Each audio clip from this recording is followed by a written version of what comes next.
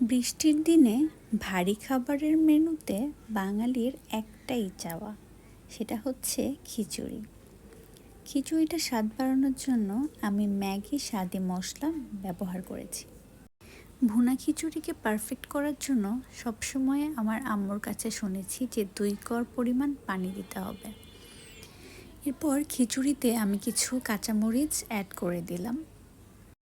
এবার খিচুড়িটা কিছুক্ষণ হয়ে গেলে আমি এটাতে ঘিয়ের একটা বাগার দেব। ঘিয়ের বাগারের জন্য আমি আড়ং ঘি ব্যবহার করেছি। ঘিটা গরম হয়ে গলে গেলে তারপরে আমি এতে শুকনা মরিচ এবং রসুন দিয়ে বাগার করে নিব। শুকনা মরিচ এবং রসুনটা বাদামি রং হয়ে গেলে আমি এটা খিচুড়ির ওপর ঢেলে দিচ্ছি। তারপর খিচুড়িটা প্রায় হয়ে গেলে নামানোর আগে আমি বেশ কিছু ধনিয়া পাতা দিয়ে খিচুড়ির স্বাদটা আরও বাড়িয়ে দিলাম। এই তো আমার খিচুড়ির ফাইনাল লুক।